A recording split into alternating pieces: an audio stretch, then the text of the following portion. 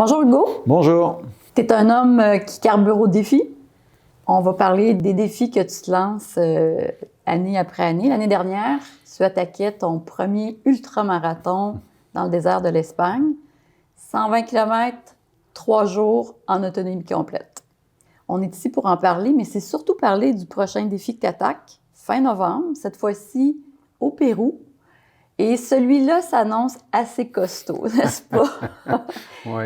Costaud parce que c'est toujours 120 km, 3 jours en autonomie complète, mais ça se fait au Pérou, là où la température peut osciller jusqu'à 40 degrés. Il paraît, oui, j'ai appris ça. Et qui se passe dans des dunes de sable. Oui. Ça doit être fascinant de s'entraîner à Montréal pour parcourir une dune de sable. À quoi tu carbures, Hugo? Je ne sais pas trop, effectivement.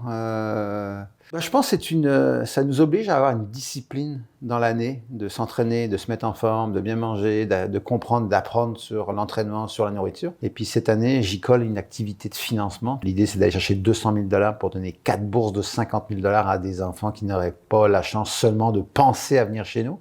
Donc, scolarité complète pendant 5 ans à Sainte-Anne. Donc, ça motive des fois, là. Plus concrètement, c'est 4 bourses, 4 élèves pour faire leur secondaire chez nous à Sainte-Anne. Tout à fait. Soit à Dorval, soit à la Chine, c'est pas important.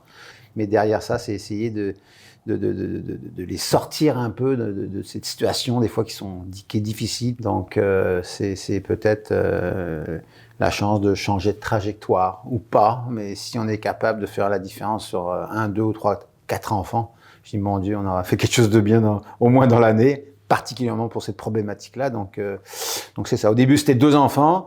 Puis les fonds sont rentrés 3, puis là, il me manque une trentaine de mille pour un 4e enfant. Donc, ça serait le fun que je puisse avoir 2 garçons, 2 filles, on s'entend là. Donc, c'est ce qui motive des fois à se lever à 5 heures le matin pour faire 40 km, pour venir travailler aller-retour. Et ça sera ta motivation sur place là-bas. Alors, parlons-en de ce défi-là qui demande beaucoup de préparation. Ouais, c'est pas une décision qui se prend un mois avant la course, n'est-ce pas? Alors, j'aimerais ça...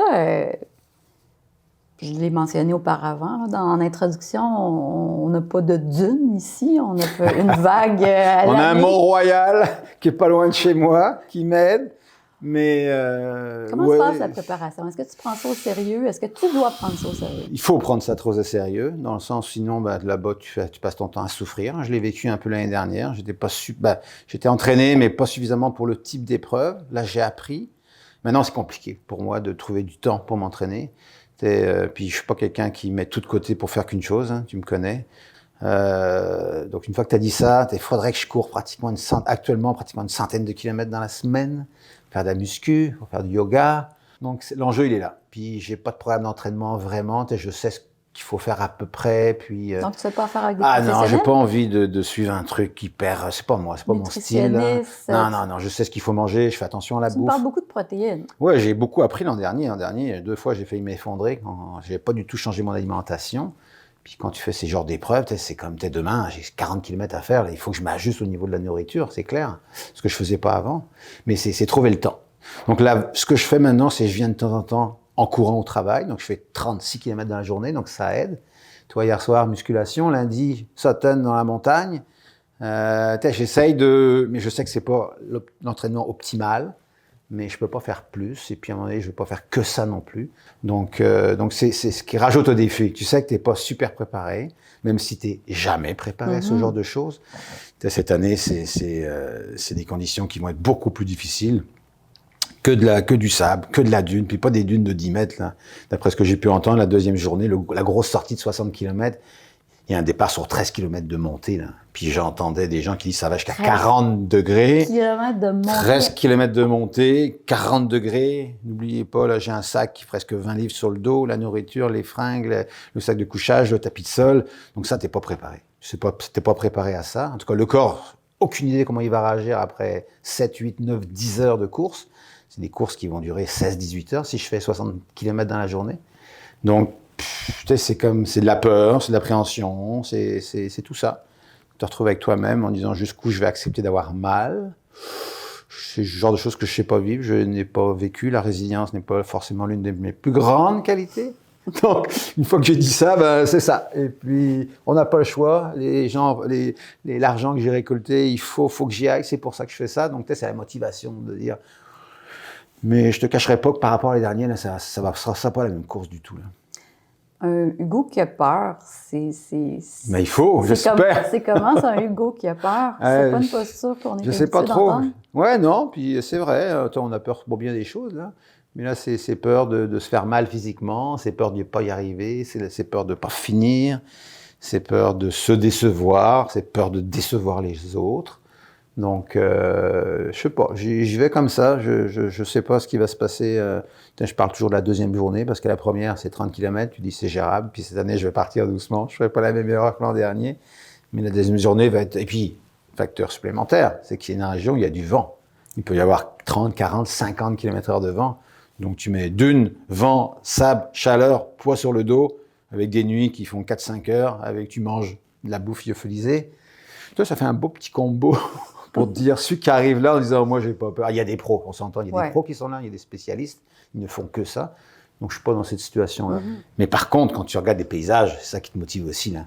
Tu es dans le désert de Lika, au sud de Lima, il y a des endroits qui sont inaccessibles au public. Tu es dans les dunes, la mer à côté, c'est quelque chose. Donc, mais je me dis, si je veux apprécier, si je veux lever la tête, pour avoir la tête en train de regarder mes pieds pendant je sais pas combien d'heures, il faut s'entraîner aussi, sinon tu n'as pas de fun. Là. Tu vas pas juste là pour souffrir, là. Tu vas pour apprécier aussi. Puis les rencontres, tout le monde le dit, puis moi je l'ai vécu, je suis en contact avec des gens avec qui je l'ai fait l'an dernier. C'était quand tu souffres avec des gens, là, il y a des connexions qui se font, il y a des partages d'expériences ou de tranches de vie qui sont... Et il y a beaucoup de gens qui viennent faire ce genre de défi pour des raisons particulières. J'ai perdu un proche, je suis malade, je cours pour une fondation. Il y a plein d'histoires qui sont exceptionnelles et qui relativent beaucoup ta peine en disant « Ok, moi c'est rien, là. Moi je cours pour me faire on sait pas trop quoi des fois, mais il y en a qui vivent des choses là. Moi j'ai entendu des choses l'an dernier, mon médecin m'a dit que je serais pas là. Tu vois, tu as des frissons là, tu te dis waouh, un couple de jumeaux qui courent ensemble. Il y a plein de trucs super comme ça, c'est des belles expériences humaines. Un couple de jumeaux qui courent ensemble. Ouais. Puis ils sont arrivés ensemble, ils fêtaient leurs 30 ans, puis tu sentais l'émotion. Là, Mais le dépassement de soi, c'est quelque chose qui est beau à voir, qui est beau à regarder. Ouais, et puis on passe notre temps à dire, on passe le temps à nous dire aux jeunes, dépassez-vous, poussez-vous, mettez-vous des objectifs, des défis. Sauter dans l'inconnu. Embrasser l'inconnu, c'est un peu les valeurs de Sainte-Anne. Quelque part, il faut que le personnel, nous, on reflète un petit peu ça. On ne demande pas à tout le monde de faire des trucs comme je fais, mais quelque part, il faut se mettre un petit peu en danger, entre guillemets, là. Peut-être pour se sentir vivant encore en plus. Puis c'est nouveau pour moi, on s'entend. Moi, le sport d'endurance, c'est pas mon truc. C'est ennuyant. Moi, je suis un rugbyman, je fais du kitesurf, je suis un sportif de fun, un peu comme toi. Ouais. Courir, des fois, là, c'est long, là. Et demain, là, 6 heures de course ou 5 heures, c'est à un moment donné, la musique, tu la connais, là, c'est comme... Mais ça fait partie du jeu. Donc c'est la répétition que tu n'aimes pas et c'est le...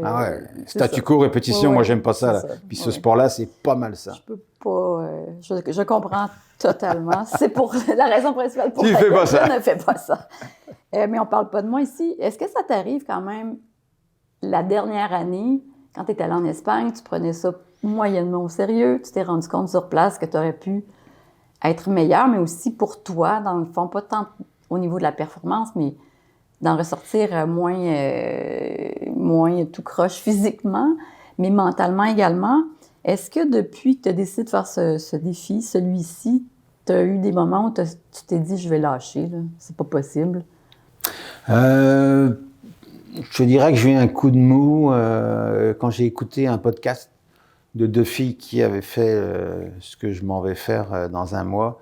Je ne l'ai pas trouvé drôle. Les filles sont interviewées avant d'y aller et après d'y aller, un peu ce qu'on va faire. Et puis le retour n'est pas drôle. J'ai appris, puis c'était des filles au final qui étaient fortes en plus. Je ne m'attendais pas à de la chaleur.